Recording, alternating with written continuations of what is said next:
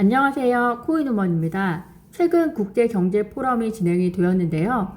어제 러시아 대통령 푸틴이 해당 포럼에서 최근의 세계 경제 위기가 러시아의 우크라이나 특별군사작전 때문이 아니라 미국 등 주요 7개국의 무책임한 거시경제 정책 결과라고 주장했습니다.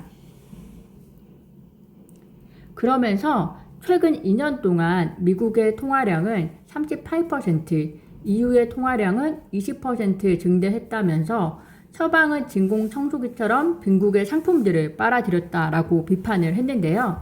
즉 금리를 낮춰서 세계로부터 미국 본인들의 이득을 챙길 때는 언제고 그 폐해를 러시아가 촉발한 것인 마냥 한 것에 대한 비난이라고 보시면 될 것 같습니다. 더불어서 푸틴은 우크라이나 특별군사작전의 모든 과제가 반드시 수행될 것이라고 하면서 마무리를 했는데요. 이에 따라서 우리가 그래도 아주 낮은 가능성이지만 우크라이나와 러시아 전쟁 마무리로 인해서 이 힘든 경제 상황이 외부적으로 호재가 있지 않을까라는 기대를 했었는데요. 이 기대에 찬물을 끼얹은 발언이었다고 생각을 합니다. 이에 따라서 나스닥 등 미국 증시는 경기 침체에 대한 우려만 지금 현재 가득 안고 진행이 되고 있는 상황인데요.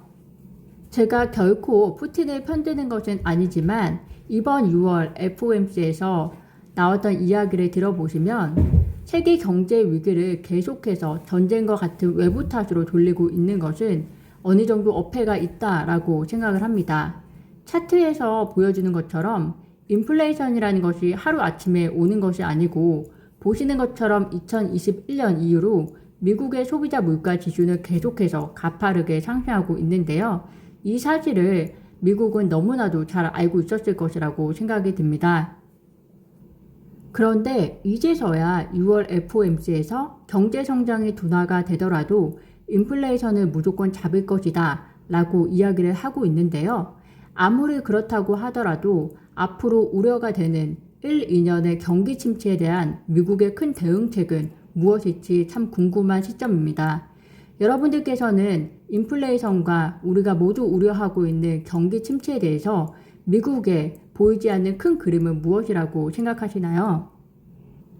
이런 와중에 루나 테러 사태 이후 셀시우스 자금 중단, 그리고 어제 가상화폐 헤지펀드 시리에로 캐피털이 마진콜 대응에 실패해서 5,154억 원을 청산했다는 기사가 있었는데요.